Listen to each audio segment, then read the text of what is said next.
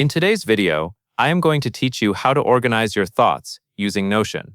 We will do this by finding a ready-made Pira template in the Notion marketplace, opening it, and then taking a quick tour of the key sections you will use to capture and sort your ideas. Start by opening Notion and going to the Getting Started page. This is a helpful hub for learning your way around, and it also gives you a clear path into templates. Once you are there, click Explore. Explore takes you into the marketplace, where you can browse templates that are already structured for specific workflows. In the marketplace search bar, type Highlight. This helps narrow down templates and pages that feature highlighted collections or recommended systems. When you see the Para method option, click it. Para is a simple framework that helps you organize information by how you use it, so your thoughts do not stay scattered across random notes. After selecting Para method, click Highlight again on the category page to focus the results.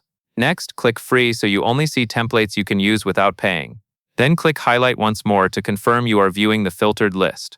Now look for a template called Second Brain Para Method and click it. This type of template is designed to act like a central home for your tasks, projects, and reference material. On the template page, click Highlight through the on-page sections until you see the option that says See Template. Then click See Template. This opens the full template preview in Notion. Inside the template, click the main page title, Second Brain Para Method, to make sure you are at the top-level dashboard. From here, use the layout to move through the workspace.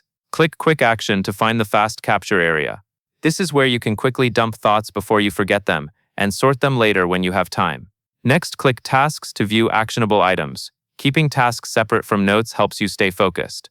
Then click Navigation, which is usually the menu that links the major sections together.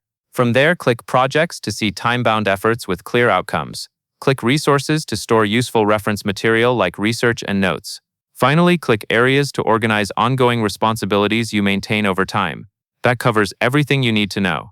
And that is all there is to it.